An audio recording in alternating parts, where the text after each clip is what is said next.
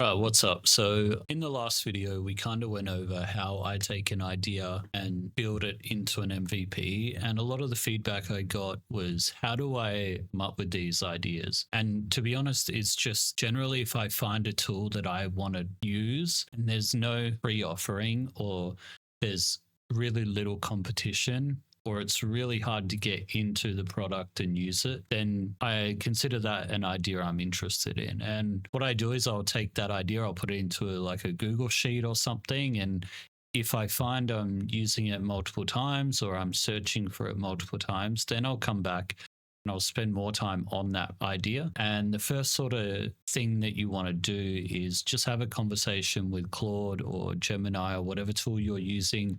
Okay, so then you go into like the ideation phase. Once you have an idea and you've repeated that you need to find the tool yourself, or you notice a gap in the market. What I do is I have a template for the prompt I use. So I always start with, I want to evaluate an idea I've had. For this, I'm using SaaS, but you could use anything.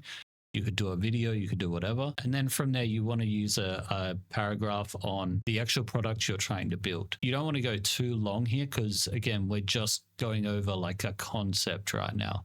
You just want to explain the product. You want to explain what it will do and how it will work. And then you need to explain your justification. Like, I want to know if there's a free option for this tool. And then finally, you need the paragraph that tells the AI what you're really trying to solve here. So for me, I want to know what existing tools there are in the market, and I want an idea on what's potentially going to be my shortcomings and what I'm going to need to do to build the product, who my competition is, and also look for any opportunities that you notice things missing in that competition. And then from there, we're just going to run this, and we're going to have some back and forth with Claude or Gemini, whichever AI you're using. The key here is just you're evaluating an idea. You're not even interested in building the product right now. You don't even know if it's worth building. And this is where I see a lot of people getting stuck is they think they have a great idea and they're biased for themselves. They want to succeed. They're going to tell themselves that what they have is a great idea.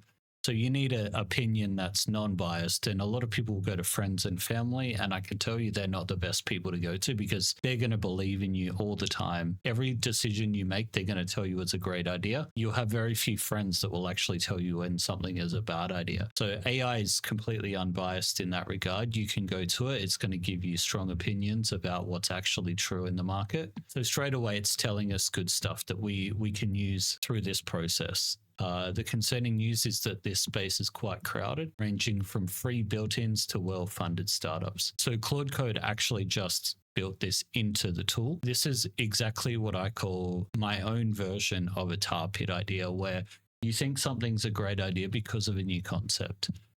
Things like AI are brand new industries, and you can use that, but you don't want to build something that can be taken from a third-party tool and implemented as a first-class tool. What I mean by that is if I went and tried to get funding for this, raise millions of dollars like these well-funded startups have, and then Claude Code turns around and implements voice prompting as a first-party solution, then that funded startup is completely irrelevant and you've just gone from a good idea to broke, and that's going to burn you out. So typically what I look for is products that are non-dependent on the tooling and are going to be sort of very niche products. You don't want something that everyone is using because it's going to be crowded. You want something that a small part of a community is using because you can offer that as a great solution. The viral products like Cursor, Claude, Facebook, YouTube, it's very hard to compete with those. And that's why there is very little competition for things like YouTube and Facebook. For this theory, we'll just continue down this path because we want to go through this with Claude and kind of go through the ideation phase. But right now we know, okay, it's quite crowded. We know there are already free versions, and we know there's already well-funded startups. And we know that Claude Code just introduced voice prompting as a first-party feature. It talks about tools built in. We know that things like macOS and Windows have dictation built in, but that's not really what we're trying to solve here. We know Google Docs has it built in. Again, all of these are free options. Great, but they're not what we're looking for. We're looking for an AI processing one. A Whisper Flow, yep, I've heard of this. That's great. Yeah, I see this is exactly something that I would never build, like Super Whisper that costs $8.49 a month. I would never pay that. I do believe Whisper Flow is free. free up to 2,000 words per week. And I can tell you right now, there actually are free options out there. Again, Claude Code's implemented it as a first-party feature. So if all the people that use Claude Code were using Whisperflow for $15 a month, well, now they're getting it for free, right? Whisperflow's entire business model is irrelevant. Super Whisper, completely irrelevant. Voicey might have an edge because it does have language support. Open Whisper, it looks like a good free alternative. However, I think that when I looked at this one before, Open Whisper is a hallucination, it seems. That one doesn't exist. I can't seem to find it. But one I did find that existed is Handy. So Handy's got 16,000 stars on GitHub. It's a free open source extendable speech to text application that works completely offline. So the biggest competition I found personally wasn't even listed here. And this validates why you can't only rely on Claude for these things.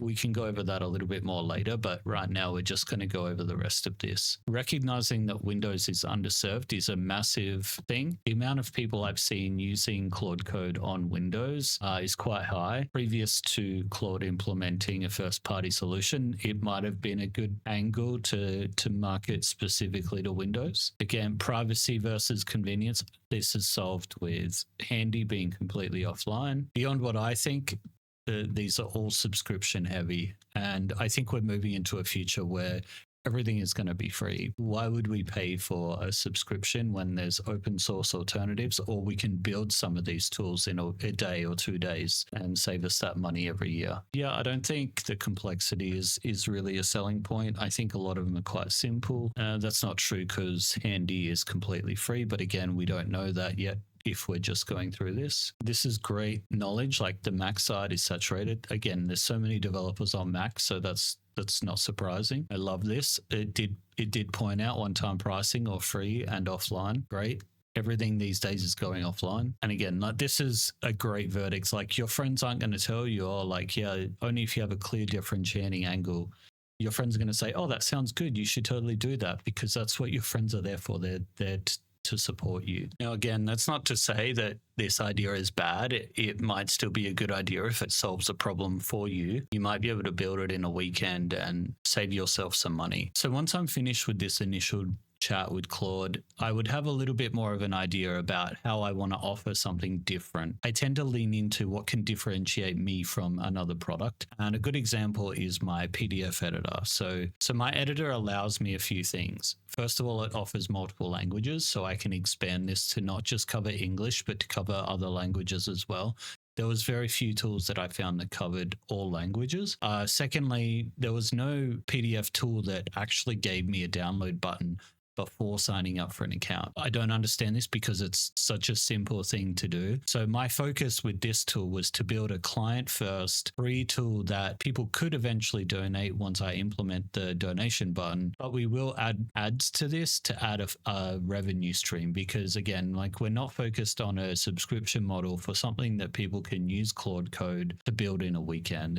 That model just doesn't make sense anymore, and we're going to see more and more of these products failing as time goes on, and the AI tools get better. They're going to be able to build better and better tools.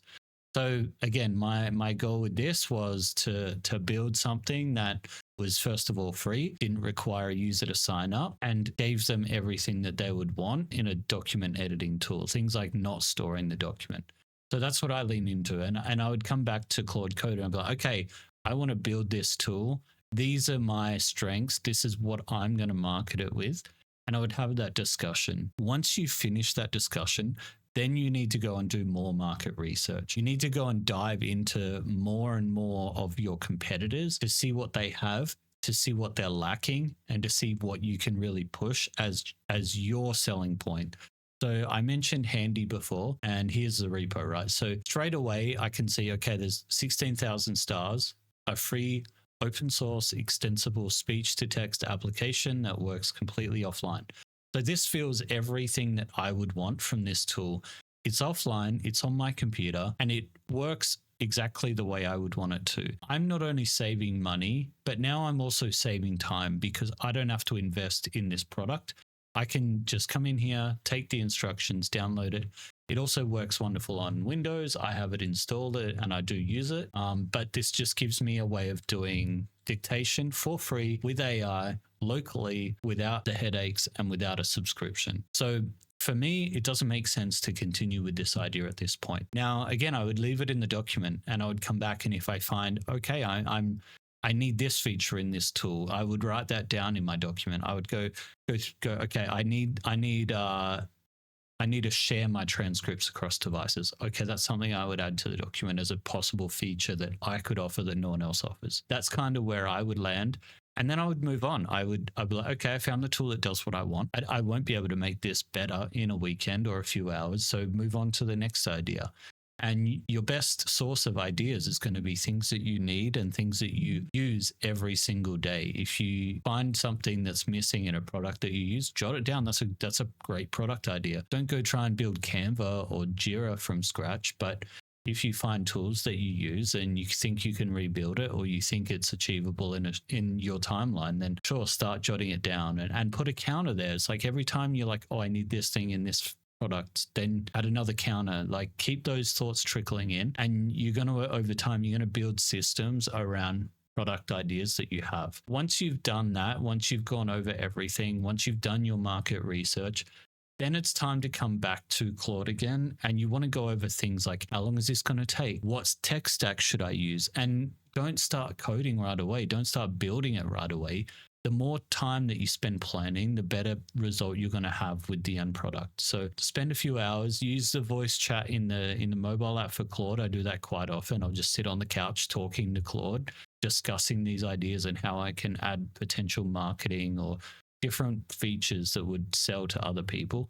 And then once you have all of that, have it summarized, come up with a business plan, come up with a development process, and then take those files and put them into Claude Code. And then you start building on an MVP or a vertical slice of the product. That's really all that the idea phase is about, is planning for building. If you just go in without a plan, you're not going to sell to people. You're not going to have customers. You're not going to have people interested in your product, and you're probably not going to use it yourself. And if you won't use it yourself, then other people probably won't use it. So just in summary, I want to talk about the key points. Is your friends and family aren't going to be honest about this. They're going to tell you your product idea is great. Use AI. Use it for every step. Don't rely on it. It's not going to give you everything. You're going to have to go out and do market research, as you saw up here.